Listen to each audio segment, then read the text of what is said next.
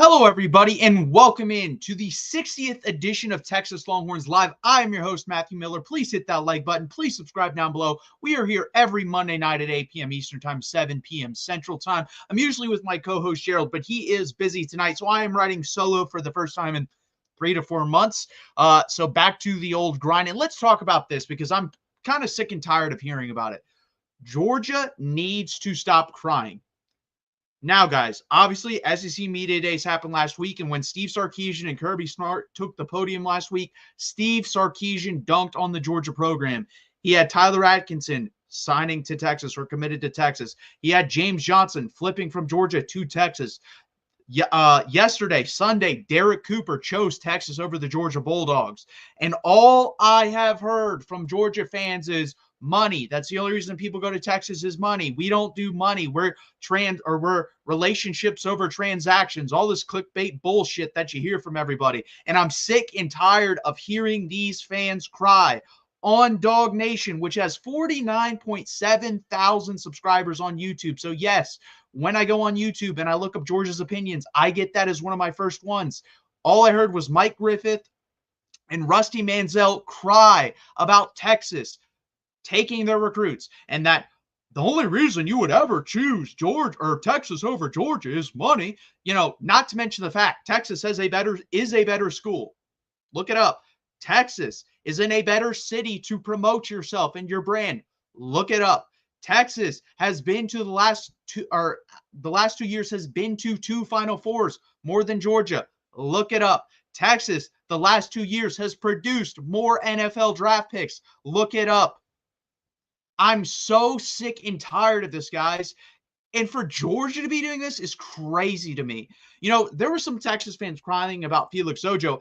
And Gerald and I pointed out why we thought that was because guess what? Felix Ojo lied to multiple people, multiple schools about, hey, I'm coming to you the day of, and decided to go to the other school, even though he had that deal done for 2 months. So he lied for 2 months. That is completely different. Tyler Atkinson didn't do that. James Johnson, I thought, was going to go to Texas in the first place, committed to Georgia, and then flipped. And then Derek Cooper, Texas, guess what? Pushed NIL late and won that. But at no point did any of those 3 players said, I'm coming to you for 2 months. I'm coming to you for 2 months. Then the day of lied and picked another school that wasn't even in their top 4 for those 2 months. So for them to cry about this, guys, is asinine. It's pathetic.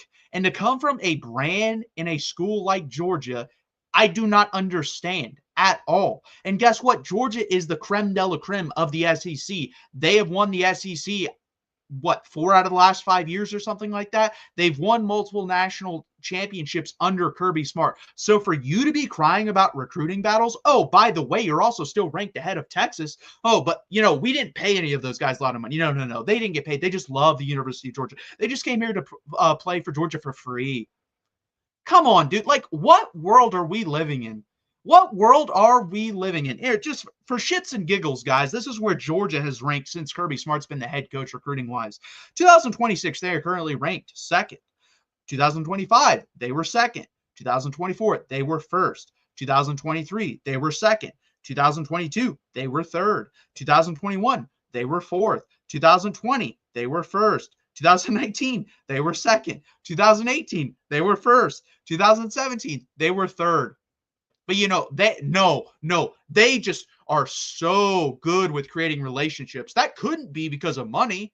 Oh, no, it just couldn't be, guys. There's never been a recruit that has been money whipped by Georgia to go there. Never happened.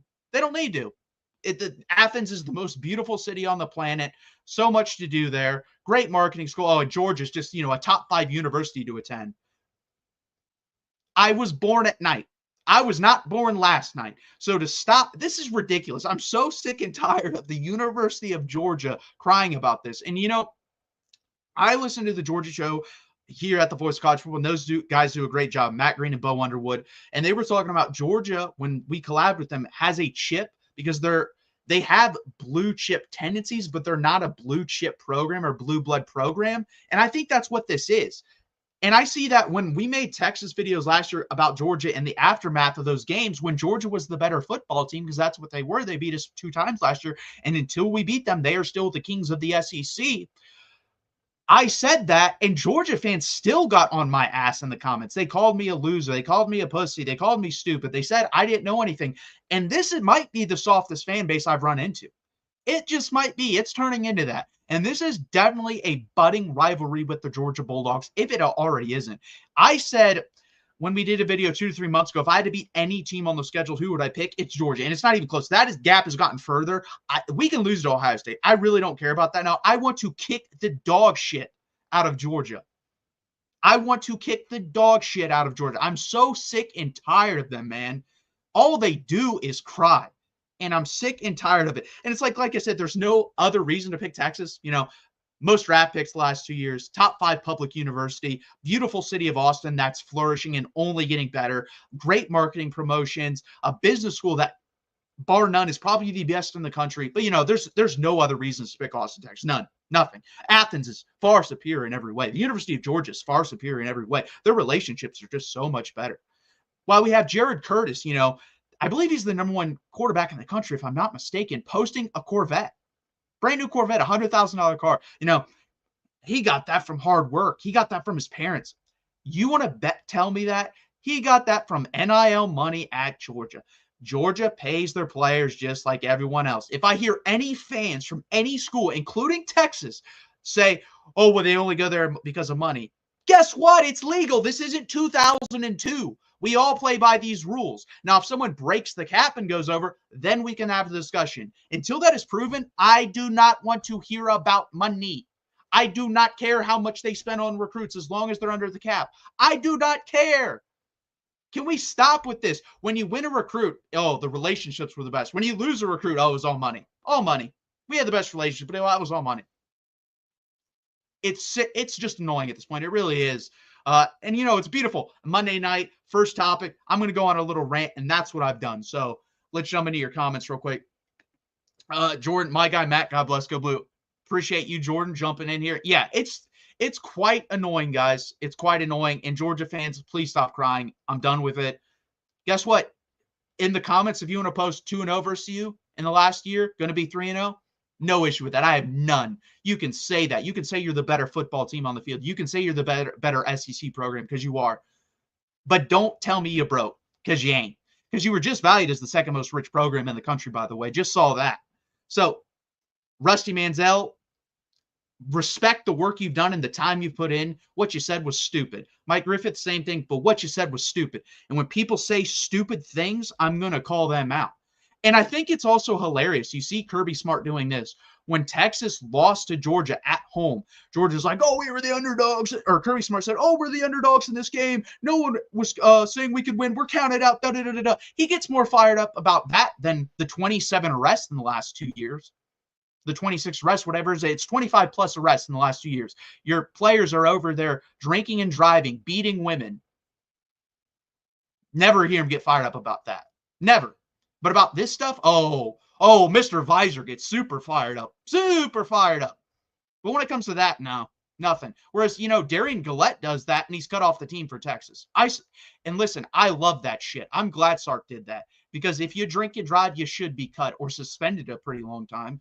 If you beat a woman, you should definitely not be on the team. If you're having illegal weapons, you should get a talking to, probably a game, half a suspension. Georgia doesn't do that. They rarely. It took them a long time to get rid of Ra Thomas. It took them a long time. But yeah, Mr. Visor gets fired up about that shit, or about the wrong shit. He needs to get fired up about that, and he doesn't. So I don't have much respect for them right now, or anyone that covers that team. Rant done, rant over. Yeah, we do play Georgia later in the year. I think it's like the last month of the season, last 5 weeks of the season, something like that. So it's a late game. But it should be fun. I'm excited to play him. I want to beat him. Like I said, #1 target for me. #1 target by far. Speaking of targets, possible recruiting flips for Texas. Jordan, if you're still around, you're probably not going to like this one, but let's talk about it. #5 for me, Mark Bowman. I think Mark Bowman might be the most sure thing in this class. If you don't know about Mark Bowman, he is currently committed to USC. He is a top 20 recruit in the country, 13 nationally, according to the 247 composite. And that is with him reclassifying. This guy should be a 2027 guy. He's a 2026 guy. I think he's probably the closest thing to Brock Bowers since Brock Bowers. And I actually think he might be a better jump ball threat than Brock Bowers. This guy is a stud. USC is reportedly paying him. And this thing too, we don't know the numbers. I doubt this number's true. I don't think he's getting paid $2 million a year, but he's probably getting paid $1 million plus. And $1 million plus for a tight end, usually unreasonable. I don't think it is for this guy. I think this guy is a difference maker, a game changer at the position, and it's a very hard position to find those guys. So if Texas can flip him here, they need to do so. The reason I have him at 5, I'm going to go in the order I believe Texas has the best shot to flip. I actually think the 4 guys I'm going to mention next are all jumbled up and they could flip. I think Mark Bowman, I don't think Texas is going to get near that number. I also think USC is going to have a little bit better year than most people think. So I don't think that's a realistic possibility at this point. So I have him at number 5. Number 4 for me is defensive end edge committed to LSU, Trenton Henderson, 6'4", 225 pounds, 81 nationally, according to 247 composite, number 10 edge. Great pass rusher. When you turn on the tape, this guy transfers power to speed better than anyone. He's a super, super powerful guy. And the reason I like someone in the class, we kind of already have Richard Wesley. I would say he's a little bit better with his speed. I think Trenton Henderson is a little bit better with his power. Personally, guys, if you take out specialists, Texas is like 3rd in the country recruiting average-wise. LSU and Oregon are better. So this one, you hurt LSU's in front of you average-wise, and you help your own average and an SEC competitor at that. You definitely have to do it. The last guy that we kind of took from LSU, Colin Simmons, turned out pretty damn well. He's going to be a first-round pick in the NFL draft. I really like Trenton Henderson. I think he's a stud. I think he's underrated, honestly. I think he's more of a top 60, top 50 guy. And that's just if he stays with LSU. I'm not even saying if he flips to Texas. I'm not like that. Never going to be like that. This guy's a stud. LSU probably has the best defensive line class with Lamar Bound, Trenton Henderson, and they have another very high defensive tackle in there as well. I forget his name, but 3 guys in the top 80. They definitely have the best defensive line class. So I'd love to take a chunk of it if possible. And then a guy that came on the scene today, and I think Texas is going to start pushing for it even more, committed to Ole Miss right now, very highly rated linebacker Isaiah Williams. 6'1.5", 215, committed to Ole Miss, like I said, 56 nationally, and the number 3 linebacker. I really like this kid. He is your prototypical 2020 to 2030 linebacker. We're kind of in that decade now of where everyone wants the guy that can run sideline to sideline. They don't really care about downhill as much, the pounding. They want your speed to be insanely freaky going to sideline, and that is this guy. A little bit undersized. He probably needs to get about another half inch to an inch and gain another 10 to 15 pounds. But the athleticism there, he does hit pretty well. Not great, but pretty well. I'd love to have this guy because if you get him, you're talking about a class that I think is the best linebacker class in the country. You're losing Anthony Hill. He's going to be gone. And if you have Tyler Atkinson, Kosi Akapala, and Isaiah Williams, that is a very, very, very strong class at the linebacker position. We'll see if Texas can flip Isaiah Williams. I do think they're going to start pushing a little bit more there. I also think this guy's under-recruited. When you look at the offers for where his ranking is, it's kind of weird to me. Jump in your comments real quick. You will not get Malachi Lee. We're going to talk about that, Jordan. We're definitely going to talk about that because he's up there for me. What he is as a prospect, but also because I think Texas is a really good shot at him. Number 2, Jalen Lott. Obviously, James Lott played at Texas, a legacy guy. We lost Caden Finley already. He was going to be high up here about a month ago, guys, but the way he committed to Notre Dame, the letter he sent out afterwards of why he chose Notre Dame, I kind of have to go with Caden Finley sticking with Notre Dame. Kind of hard for me to see him flip to Texas now, but it's possible, definitely possible. I'm going to say Jalen Lott's more likely. 6 foot, 176 pounds, speedster, could play cornerback, could play wide receiver. We've talked about him for 6 months, but he's going to be a wide receiver if he decides to come to Texas. I don't really know what Oregon sees him as. I think they're a wide receiver as well, and you see why. 43rd player nationally, number 5 wide receiver, freak athlete. That's what he is. He's a freak athlete. To me, a bigger version of Henry Ruggs is kind of the role I would see him playing in a Steve Sarkisian offense, and I would love to have Henry Ruggs the player. Not really Henry Ruggs the person, but Henry Ruggs the player at the University of Texas or a clone of him, and I think Jalen Lott can be that if he decides to come to the University of Texas. He'll be that at Oregon as well. He's going to be good wherever he goes. He'll be a 5-star in my opinion when this is all said and done. He's a high 4-star right now, but he is a freak athlete and a very, very, very talented football player that I think Texas does have a shot of flipping here. So we'll see how that plays out. And then number 1, Jordan said it, Malachi Lee from Hawaii. 6'6", 318 pounds, currently committed to Michigan, 136 nationally, 10 offensive tackle. And this is what's crazy. This guy already has an 85-inch wingspan. That is, I believe the average for an NFL offensive tackle is 82 inches. He is already 3 inches bigger than the NFL average. This guy is extremely underrated. And I said when he committed to Michigan on the live show that we did, I said that, and I said Texas was going to pursue him no matter what, because this is what this staff does. They recruit through the whistle. They continue building the relationship. And number 3, they never make the biggest NIL offer they have first. They always let other teams do that if they're willing, and then they either match it or go above and beyond. So now we know what the number is for Michigan. Texas is going to match it or go above and beyond for this guy, because this guy, to me, is a top 100 player at least. I think he's closer to a top 80 guy. He's a freak, guys. 6'6", 6'7" guys at 318 pounds do not move like this. He is a very, very special player at the offensive tackle position. And I think Malachi Lee, honestly, if Michigan struggles this year, could definitely flip to Texas. I think he could flip to Texas even if they don't struggle. I think the relationship is really strong. We finished second in his recruitment. We probably know what the NIL number that we need to match is now. I think there's a real possibility Texas flips him. And if they do, you have John Turntine and Malachi Lee in the class, which gives you 2 ready-made offensive tackles that I think could play day 1. I don't think they're going to have to, because we have Nick Brooks there. We have Brandon Baker there, but they could if they need to. And then you have Max Wright and Nicholas Robertson on the inside. This would be a very good offensive line class, a very heavy offensive line class. Like I said, I think we wanted to take 4 to 5 guys, and you're going to get possibly 2 top 100 players in Malachi Lee and John Turntine at the tackle position. Really, really excited about him if we're able to flip him.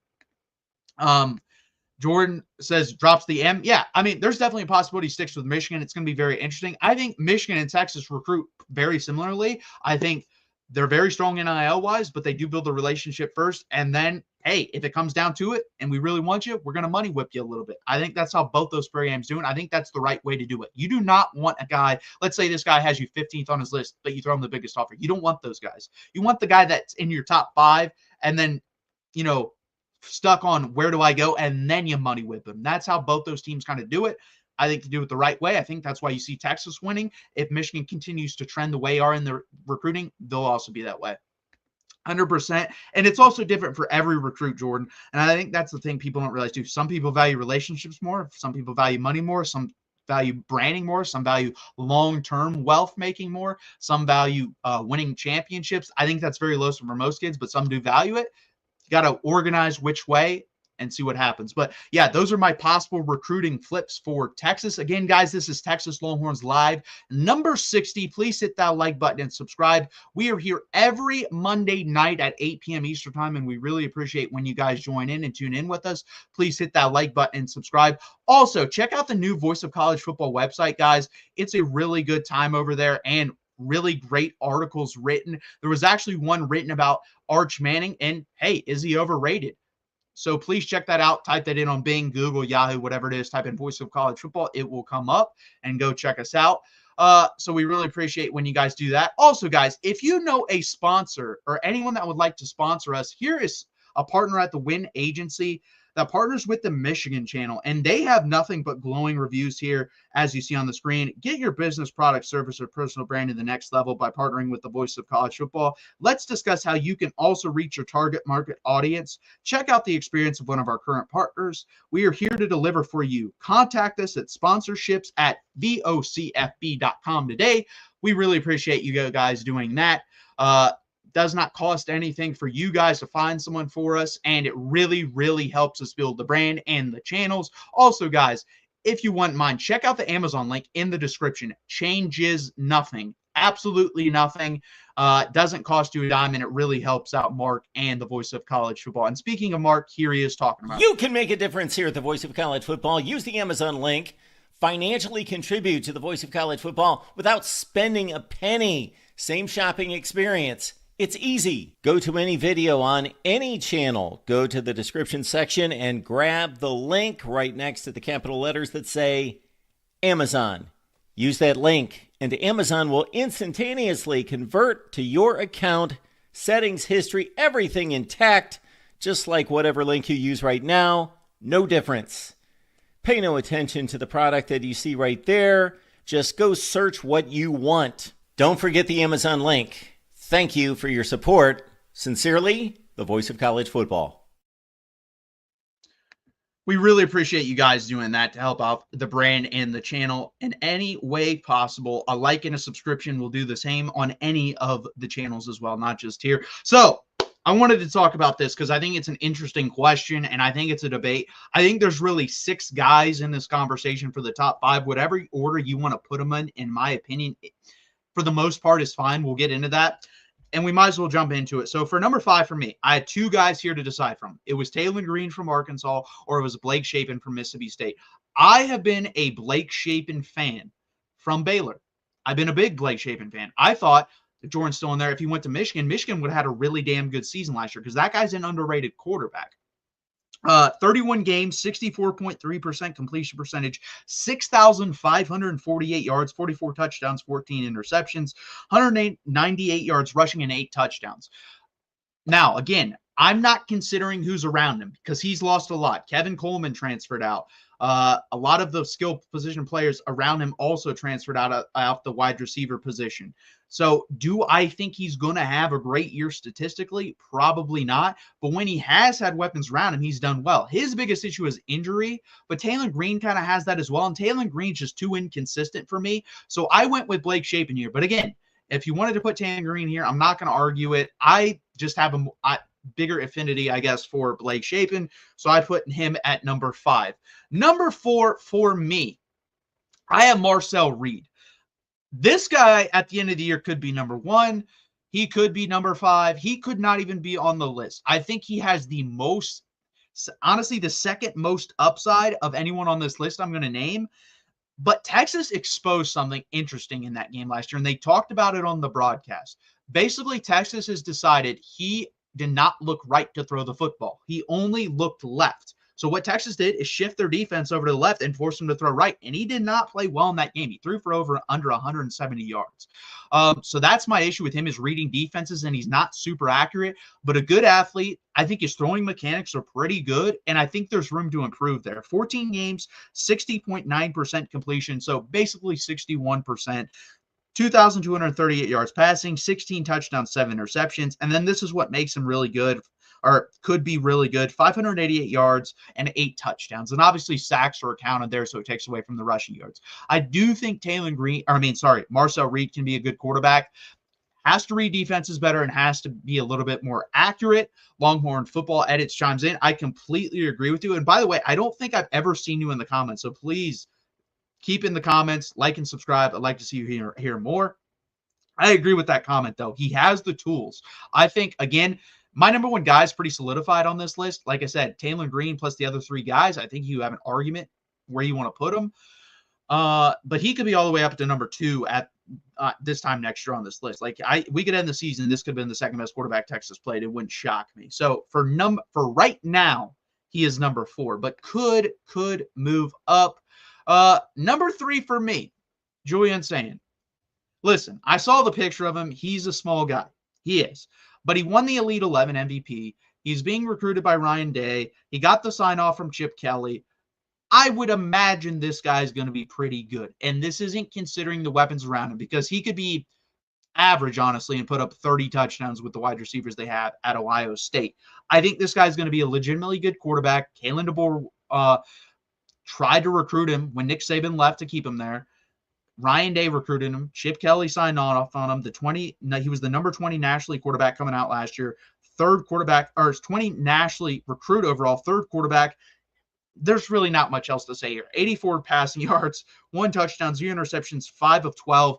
Let me say this, though. He's listed at 203 pounds. There's no way in hell.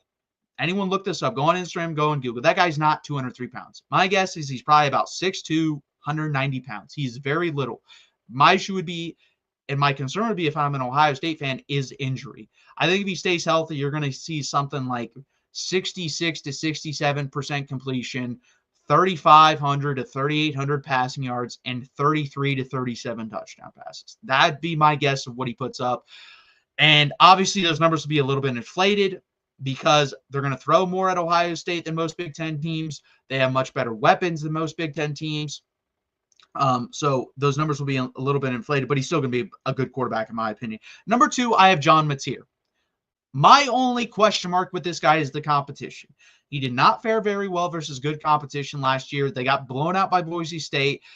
His biggest strength was running. I don't think he's going to be able to run like that in the SEC. I just don't.